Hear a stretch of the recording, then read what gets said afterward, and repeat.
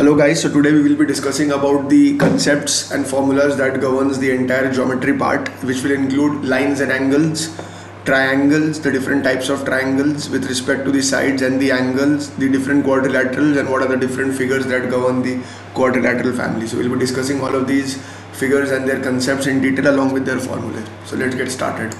So first we are starting with lines and angles. So this is a very elementary and a very primary step to understand all the other figures that we have already discussed and I have spoken about. So understanding lines and angles will be very super critical to understand what are the concepts that lie ahead. So let's start with lines and angles. So the first concept with respect to this is that if two lines are never meeting, if they are never meeting, and then they are called parallel lines. So the characteristic property of parallel lines is that if there are two lines or a set of two lines or more than two lines that will never meet, then these lines are called parallel lines. So here we can see I have drawn an example of a parallel line. So these lines will never meet. So hence we can term it as parallel lines. Now if I draw a straight line that cuts both of these parallel lines, then it is called a transversal. So this straight line, let us name it as AB. This line AB is a transversal.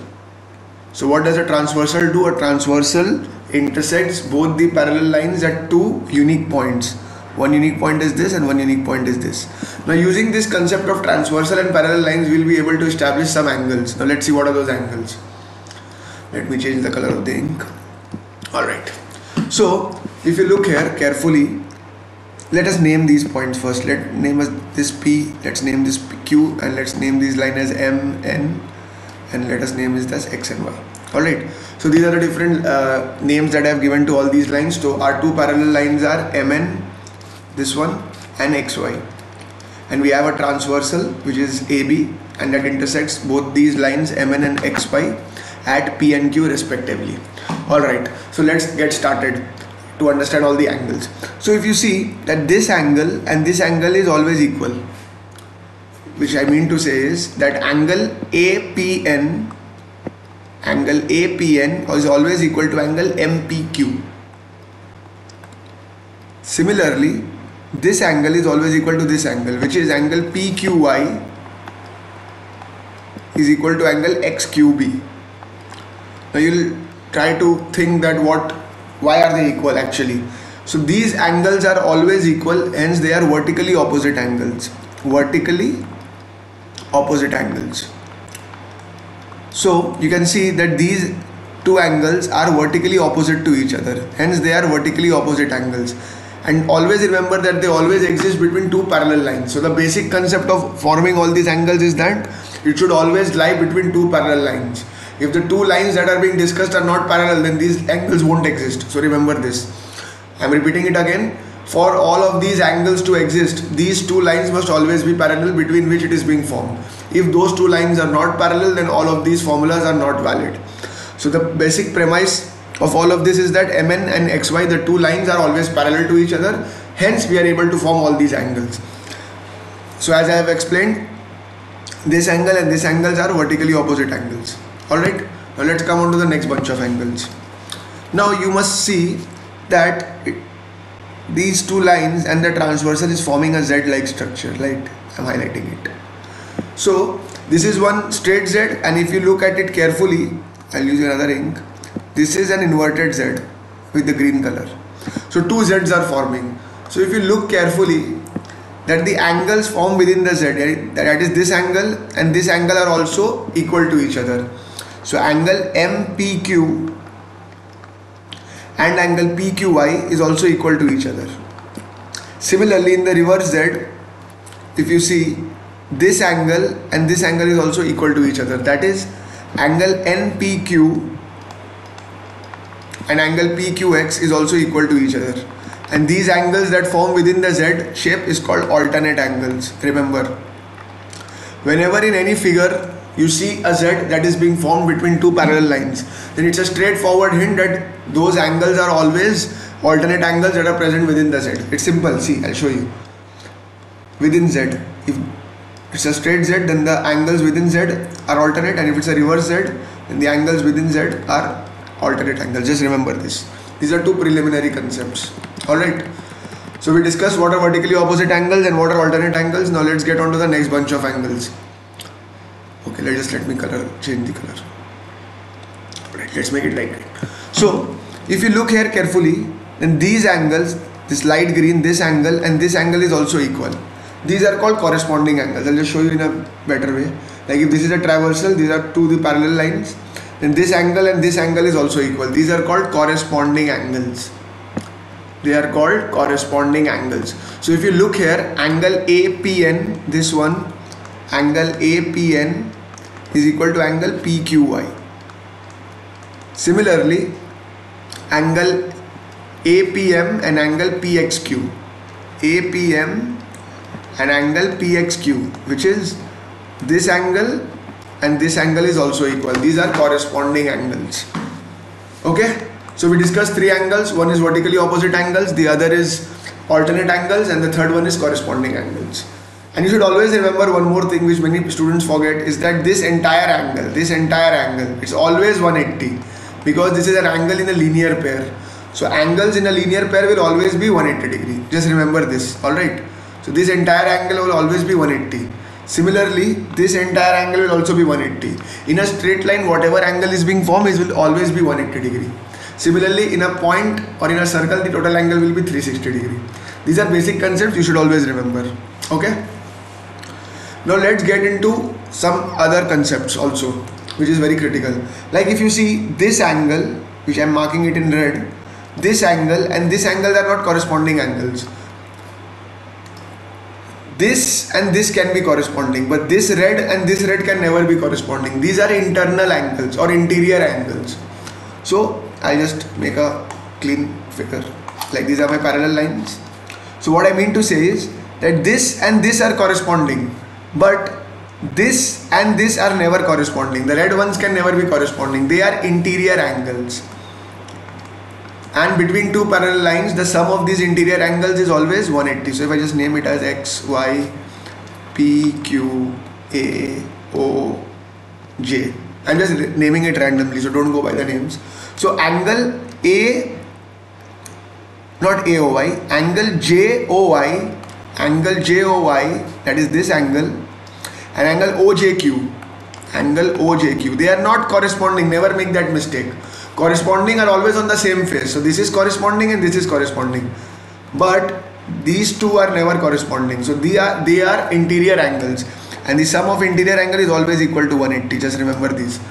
This is called sum of the interior angles. So sum of the interior angle is this yellow portion, and this yellow portion will always have a sum of 180.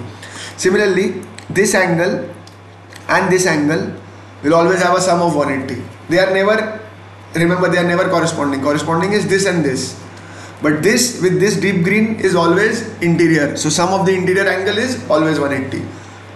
Alright, so we discussed four concepts. One is vertically opposite angles, the other is alternate angles. Alternate angles always form in a Z shape, in a straight Z or in a reverse Z. Third we discussed about was corresponding angles, and then we discussed about sum of interior angles. So sum of interior angles is always 180. Just remember these four concepts with respect to lines and parallel line theory. Okay, let me check if I have missed something or not. No, I have not missed. So I hope this is clear. Like four concepts we discussed. One was vertically opposite angle, second was alternate means Z shaped, just remember this. Then we discussed what are corresponding angles, and we also discussed sum of the interior angles. Many people make mistake in corresponding and sum of interior, so don't make that mistake. I am again showing it to you. This and this is corresponding, but this deep yellow and this deep yellow are sum of interior. Just remember this. Don't mess it up here in the exam. Alright, so now we'll move on to triangles. So as I mentioned, what is a triangle? Triangle is a three-sided figure, and it's very elementary that sum of all the angles in a triangle is 180. Which means that if you have a triangle like this is your A, B, C, and this is your angle A, angle B, and angle C. So if you add all these angles, you should get 180 degree. Alright, but the basic premise or the basic condition to form a triangle is not by virtue of its angle, it's by virtue of its sides. Let's say A and B, this side is C, this side is B, and this side is C. Always remember that the basic condition whenever three sides are given to you, let's say 3, 1, 2, you need to check that whether the triangle will be formed or not. So the basic premise for checking that is that the sum of any two sides is always greater than the third side. Remember this. Many people forget this and then they tend to make mistake. Like in the exam, if they are given three random numbers and they need to check whether the triangle will be formed or not. I'll show you with an example like 1, 4 and 3. You need to check that whether using these three sides triangle will be formed or not. So what do you need to do is take these two smallest sides 1 and 3, add them up. 1 plus 3, it's 4. So is 4 greater than 4? No, it's not greater than 4. So the triangle will not be formed. It has to be greater, it's not equal to. Here you can see that it is equal to, but still the triangle will not be formed. It has to be greater. Greater is the main condition here. The sum of any two sides must be greater. It is must be, not can be. Must be matlab it should be. It has to be greater than 4. Then only the triangle will be formed. If it is equal, like in this case, the triangle will not be formed. So this is the basic condition of forming a triangle. Remember that with respect of angles, it should be summation of 180 degree. Means adding all the angles, you should form 180 degree. And for side basis, any two side ka sum should be always greater than the third side. So this is the basic premise of a triangle. Now let's discuss about the different types of triangle with respect to sides. So first is equilateral triangle. A, B, C. See, equilateral. The term itself tells you the answer. Equi means equal. Lateral means sides. So equal sides. So these sides are equal, these sides are equal. Now can you agree on the fact that if all these three sides are equal, then all these three angles will be equal? Let us say these angles are x, x and x. As I mentioned, this is an equilateral triangle. So all the angles are also equal amongst themselves. So let us consider them as x. So x plus x should be 180 degree, right? By the basic rule. So 3x is 180 and x is 60. So each of these angles is 60. So whenever in an exam scenario, if it is given in the question paper that there is a triangle with all of its sides at 60, the examiner is hinting that it is an equilateral triangle. You should understand those hints. The examiner will not directly mention that it's an equilateral triangle, but he will switch the question in such a manner that you need to decipher it that okay, it is an equilateral triangle. He might say that all the angles in a triangle is 60 degree. So whenever he says that, it should click in your mind that it's an equilateral triangle, because in an equilateral triangle only all the sides are 60 degree. All the angles are 60 degree, beg my pardon. Alright. So these are some few hints. So each of these angle is 60. Alright. Okay. All of these sides are equal. Now there is a formula for finding the area of this equilateral triangle. Just remember this. It is root 3 by 4 into side square. Let us consider each of these side is A. So root 3 by 4 into A square. You can find the area. And you should also know one more thing, that if a height is drawn, a perpendicular is dropped, then it will cut equally in an equilateral triangle. It is the most congruent object you will ever see. Congruent matlab it is equal from each and every aspect. Congruent means that it is equal from each and every aspect. Like if you draw a height from here also, it will again cut this side equally. If you draw a height like this, it will cut again equally. And the point of intersection of this height is called the centroid. But you don't need to dive so much into detail.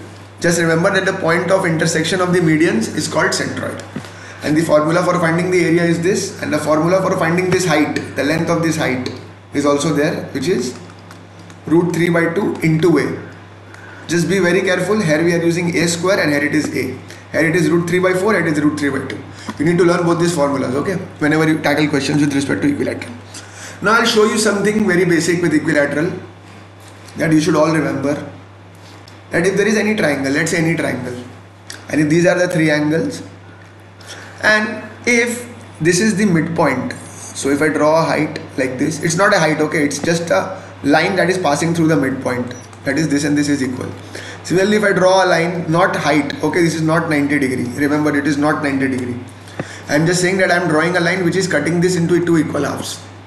Similarly, if I draw another line that is cutting this into two equal halves, then the point of intersection of this is called the centroid. And remember, any line which is not necessarily perpendicular, but it cuts the equal half into two parts, like this is not necessarily 90 degree, it's not compulsory that this should be 90 degree, it may not be 90 degree, but it will cut the opposite part in two equal halves, and the point of intersection of these three is called centroid, and this line that cuts into two equal halves is called a median. Just remember this, it's called a median.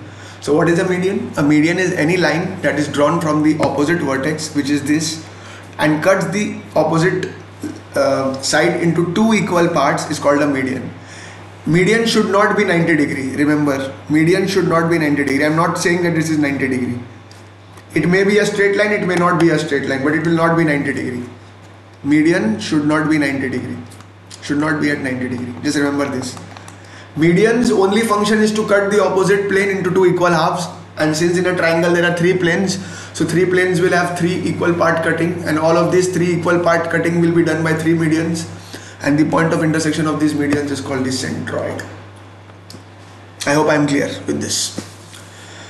Alright, similarly, one more concept is there, that if there is a triangle, let's say I am not concerned about the median, I am only concerned about the height. Like if I draw a height 90 degree. Now since I am mentioning that it's a height, this may not be equal. It can be like 3, 2, 1, 2, anything. It's not equal, remember. I am only concerned about the 90 degree angle. Similarly, if I make another line which is at 90 degree, may or may not be equal. Similarly, I make another line which is at 90 degree. So the point of intersection of these height or perpendicular is called orthocenter. Remember, what's the difference? Here, this line was only cutting equally, right? In this case, median, it was only cutting equally. It was not 90 degree.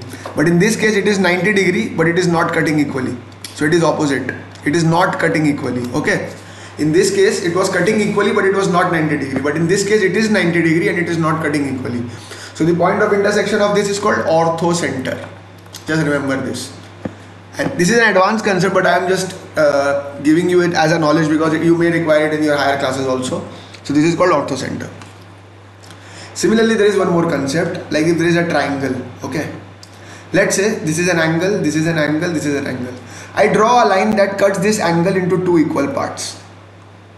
Say this was 60, it is broken down into 30-30. Similarly, say this is 60, it is broken down into 30-30. So these lines are called angle bisectors. Why are they called angle bisectors? Because they are bisecting the angle or dividing the angle into two equal parts. So if this was 60, breaking down into 30 and 30. So the point of intersection of this angle bisector is called in-center. It's called in-center. Why is it called in-center? Because if you draw a circle inside it, so this circle is called the in-circle and this will be the center of that in-circle. So therefore it is called in-center. Just remember this. Okay. If in a triangle there are three angles and if there is an angle bisector that bisects or divides the angle into two equal parts, so there are three planes, so there will be three angle bisectors and the point of intersection of this three angle bisector is called in-center. Similarly, if I have a triangle and let's say I am drawing a line which is perpendicular also and it is also bisecting it, which means what? It is a combination of this and this, the first two cases. It's a combination of these two cases. That is, if it is perpendicular also and it is dividing it also into two parts. Similarly, if I draw a line like this which is perpendicular and dividing into two parts and another point which is perpendicular and dividing into two parts, then this point of intersection is called the circumcenter. Circumcenter means what? That if I draw a circle outside this, touching all the three vertex, is called the circumcircle. So this large circle that we have drawn is called the circumcircle and this is the center of that circle, therefore it is called circumcenter. Now see, these are very advanced topics with respect to triangles, okay. So just try to understand, you don't need to figure out, because in the elementary level exams these questions are not asked, but knowing these concepts can be very handy and helpful. So just know this, okay. So we were discussing about equilateral triangle. I hope it is clear. All the sides are 60 degree, each side is same and it is equal. The formula for area is root 3 by 4 into a square and the formula for height is root 3 by 2 into a. Now let's jump on to the next concept, which is isosceles triangles. Now what is isosceles? Isosceles means any two sides are equal. Just remember this. Any two sides are equal, which means that if I have a triangle like this, so if these two sides are equal, and this is always the unequal side, because if the third side, this base side, is also becoming equal, then it is no longer an isosceles, it is becoming an equilateral triangle. So that comes to my next point, that every equilateral triangle is isosceles, right? Because equilateral triangle, all sides are equal.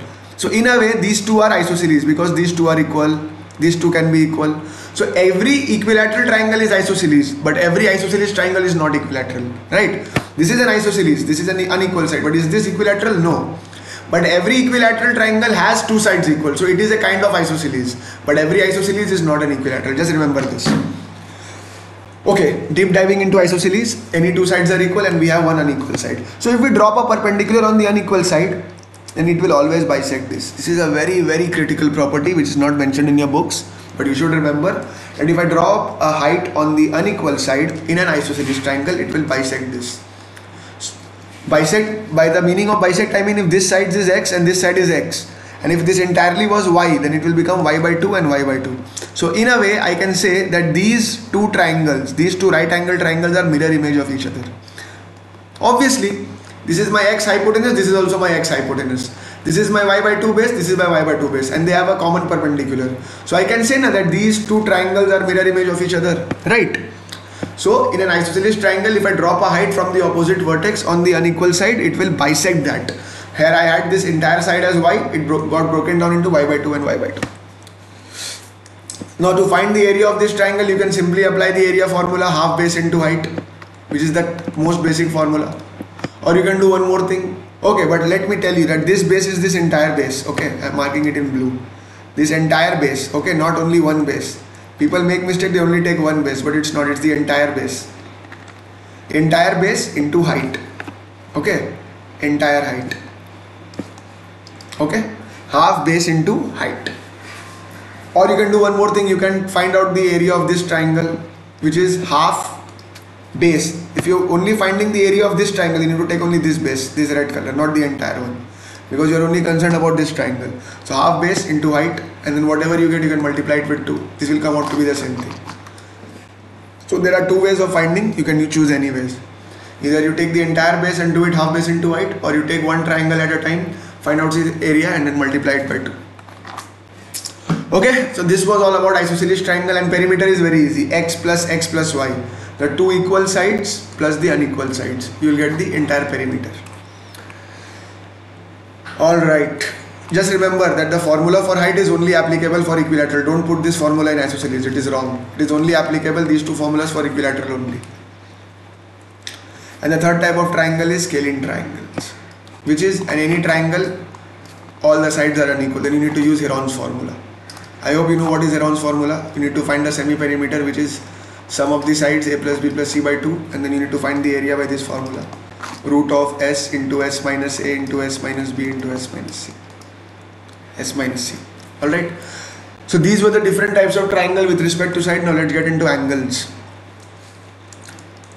Now triangles with respect to angles. The first triangle is right angle triangle. This is the most important triangle. Right angle triangle. So in a right angle triangle, the largest, and you should remember one more thing. Side opposite to the largest angle is the largest side. This is a very important concept. Side opposite to the largest angle is the largest side. Now you can agree on the fact that this is 90 degree and this is the sum, and these two will together form 90 degree. Then only it will be 180 degree. So this 90 degree is the largest angle, so the largest side will be this one, which is called the hypotenuse. Take this as your base because it is in the downward position, and take this as your perpendicular. Now there is an important formula that governs all these three sides, that is called the Pythagoras theorem,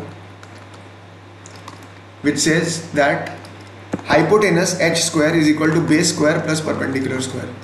So in a right angle triangle, if any two sides are given to you, you can find the third side by using this formula. Alright. And the area, you can find it out easily. Area of this triangle is half base into height, which is the most common formula. So here you can see that base will be your base and height means perpendicular. Perpendicular means what? That is height. Perpendicular means at a 90 degree, and 90 degree means height. Now height can also be referred to as altitude, so don't get confused. Perpendicular, height and altitude mean the same thing. Okay, you can find out the area. So this was with respect to your right angle triangle. Now we have acute angle triangle. Acute means what? Less than 90. So any triangle which has a angle which is less than 90, let's say this is a 45 degree, this is 90, this is 45. But although this is a right angle triangle, but it is also acute angled because one of the angle is 45 degree and the other type is obtuse angle, which is more than 90 and less than 180. Okay, it can be like this. So one of the angle will be very big, means more than 90, let's say 110, and less than 180. So this is an obtuse angle triangle. So with respect to angles, we discussed that there are three types of triangles with respect to angles, which one is right angle triangle, which is the most important type, the second is acute, and the third is obtuse. And with respect to finding the area of a triangle, you should know two formulas. One is area is equal to half base into height, which is the most elementary, and you need to apply this only in the exam. And the second is using Heron's formula that I've already shown here. First you need to find the semi-perimeter, which is a plus b plus c by 2, and then you have to apply this formula, root of s minus a, s minus b, s minus c. This is a longer method, but you can find the area also from this method. Okay, so I think we are done with triangles. We discussed what are different types of triangles, what are the different concepts. Now let's get on to, one more thing I forgot to mention. Let's say if there are, in an acute just let me mention one more thing, which I don't think is very much relevant for your understanding, but in an acute angle triangle, if C is the largest side, if C is the largest side, now C can be anything, then C square is always less than A square plus B square. Similarly, if it is an obtuse angle triangle and if C is the largest side, let's say there are three sides, 2, 4, 11. I don't think a triangle will be formed. So let's say 2, 10, 11. This is a triangle, okay?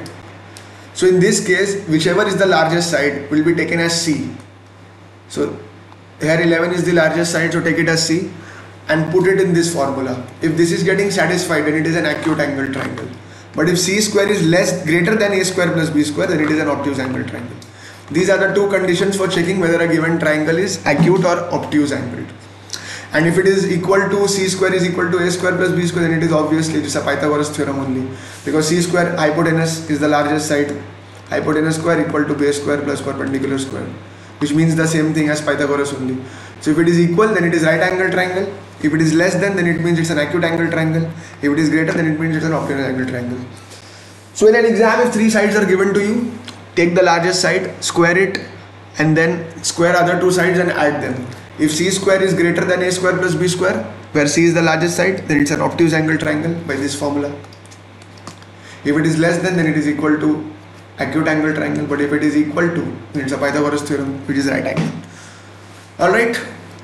So these are the different concepts of acute, obtuse and right angle triangle. Your right angle triangle is very important from an exam's point of view. I've already discussed a lot of this in my classes, so just keep a note of it. Now we'll jump on to quadrilaterals. Now quadrilaterals. Quad means four. So four-sided figures and laterals mean sides, as I mentioned earlier. The four-sided figures are called quadrilaterals. So the most basic quadrilateral is square. What are the features of square? All sides are equal. All angles are equal. One more thing. Some of the angles of a quadrilateral are 360 degree. Which means if you add all of this, you will get 360 degree. In triangle it was 180, here it will be 360. So I can say since all the sides in a square is equal, so all of this will be 90. So 90 into 4 is 360. Okay. There are two diagonals can be drawn. And remember, don't try to derive this using Pythagoras theorem in the exam scenario. It will be very time consuming. Remember, the diagonal is equal to root 2 times into a. You have your a, just multiply it with root 2. You will get the value of diagonal directly. I can show it to you how it is happening. Like if you take it as a, you want to find d. So d square is equal to a square plus a square. D square is equal to 2a square. And d is equal to root 2 of a square, which is root 2a. You can get directly this. So I don't want you to do this in the exam. Just put the formula of diagonal in a square, which is root 2 into a. Whatever side you are getting, just multiply it with root 2, you will get a diagonal. And if for your concern, root 2's value is equal to 1.414. Try to remember this also. If you want, you can get your final answer in decimal. Alright, so this was the formula for diagonals. And one more thing, these diagonals bisect each other, obviously. And also bisect at 90 degree. Means it is a proper equal figure, congruent figure. Area of a square, it is very elementary, a into a, which is a square or side square, and perimeter is 4 times a. Just add all the sides. Okay, so this was square. Now let's get into rectangles. Rectangle, we know the longer side is called the length, the shorter one is called the breadth. Sum of this is 90, all of this is perpendicular, we know this, so each of them is 90, because adding up it will give me 360. We need to find a diagonal. Again, the diagonal can be, there are two diagonals, and the diagonals can be derived using Pythagoras, so I will directly put the value of diagonal. Just learn this formula. Diagonal is root over of L square plus B square. Same thing, D square, just put it in the Pythagoras, L square plus B square. The square will entirely go there, so D is equal to root of L square plus B square. Same thing. Formula for area, L into B, very elementary, and perimeter is 2 times L plus B. Alright. And one more thing, the length of these diagonals may or may not be equal, and this is not at 90 degree. Okay, this is not 90 degree. Just remember this. So this was a rectangle. I hope everybody is clear. Now let's get into parallelogram. Now parallelogram has the opposite sides equal, like this and this is equal, and this is also equal, parallel and equal, parallel also and equal also. One more thing, in a parallelogram the opposite angles are equal. Okay, so this and this angles are equal, and the adjacent angles are supplementary. Adjacent means this blue angle and this blue angle. These are supplementary. Means what? That adding them will give you 180. Similarly, this red one and this red one is equal, but this red and this one is 180 degree.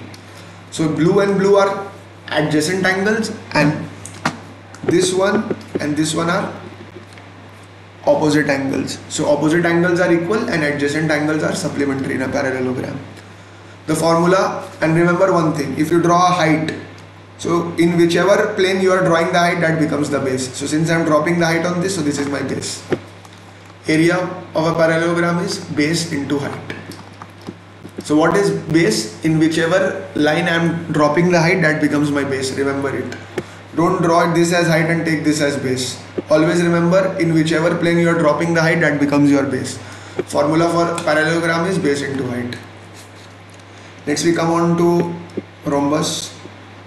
This is a very important figure for your exam's point of view. Now rhombus is like square only, but there is some minor differences. One is that the basic difference, that diagonals are not equal in length, they are different. Remember, in a square diagonals are very equal, but in rhombus diagonals are not equal. This is the only difference between a rhombus and a square.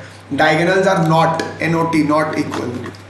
So all the sides are equal, and if you draw a diagonal like this, if you draw a diagonal like this, these diagonals cut each other, means bisect each other at 90 degree only, but the length of the diagonals are not equal. And hence all these 4 right angle triangles are congruent and are mirror image of each other. Alright, we have discussed 2-3 questions in the class regarding rhombus, so try to do those questions, it is super critical. Let's say the length of the first diagonal is D1, the second is D2. So I can say this is D1 by 2 and this is also D1 by 2, because I said it is equally bisecting. Similarly, if this is D2, so this is D2 by 2 and this is D2 by 2, right? So the formula for the area of a rhombus is half into product of diagonals. Find out the values of diagonal, multiply them, and then multiply it with half, you will get the area of a rhombus. And all the sides are equal, so perimeter will be simply 4a. This is elementary. Okay, so this was all about, and yeah, one more thing, all these angles are also angle bisectors. These are all equal. So you will get 4 equal right angle triangles. Alright, so this was about rhombus, parallelogram. I don't think you have kite in your syllabus, so I am not discussing kite and trapezium here. Those are another separate topics, means they are within the quadrilateral family only, but they are more diverse and are more detailed, so I am not discussing it here. So this was an overview about all the quadrilateral family, triangle, lines and angles. Just go through this half an hour video, you will be ready for your exam with all your concepts. I have discussed all the critical concepts here. Just go through them very well. If you have any doubts, post it in my comment section. I'll answer them each and everyone's comments individually. Kindly subscribe this channel. It's a very new channel and I have started posting all the relevant content here. Kindly like the video, subscribe it and also share it with your friends so that they can also get benefit out of this. Okay, I'll be stopping this video here. Thank you for watching this video. Do like and subscribe. Thank you. Bye bye.